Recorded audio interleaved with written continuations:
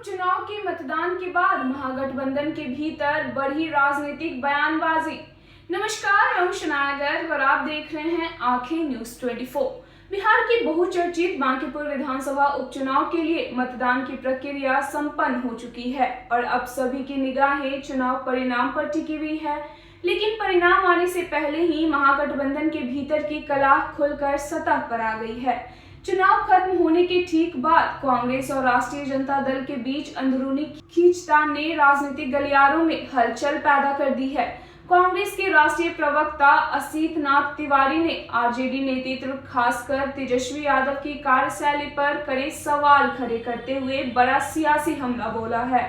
असीत नाथ तिवारी ने आरोप लगाया है कि तेजस्वी यादव की अब विपक्षी गठबंधन को आगे बढ़ाने या मजबूत करने में कोई खास दिलचस्पी नहीं बची है। उन्होंने दो टूक शब्दों में कहा है कि फैसलों में पारदर्शिता की कमी और अंदरूनी राजनीतिक समीकरणों के चलते चुनाव में गठबंधन को भारी नुकसान का सामना करना पड़ रहा है।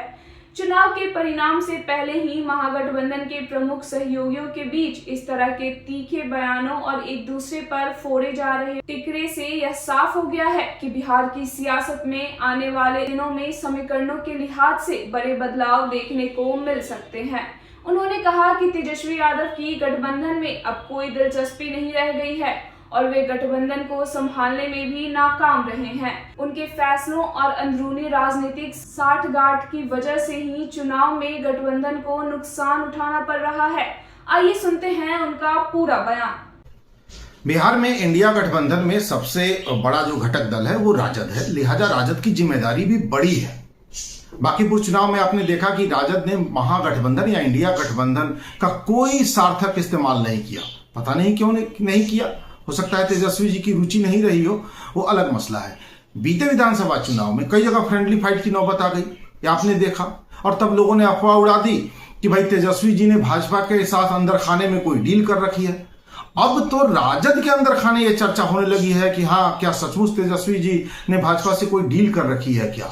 जो तीसरी बात बांकीपुर चुनाव में देखने को मिली, जो राजद का कोर वोट बैंक है, मुस्लिम यादव जो समीकरण है, उसमें भी बिखराव दिख रहा है। तेजस्वी जी अपना समीकरण बचाने में भी पूरी तरह से सफल नहीं दिख रहे हैं। गठबंधन में उनकी कोई दिलचस्पी नहीं दिख रही है। बहुत सारे फैक्टर हैं, अंदर जो अफवाहें चल रही हैं उसको भी वो नहीं रोक पा रहे हैं।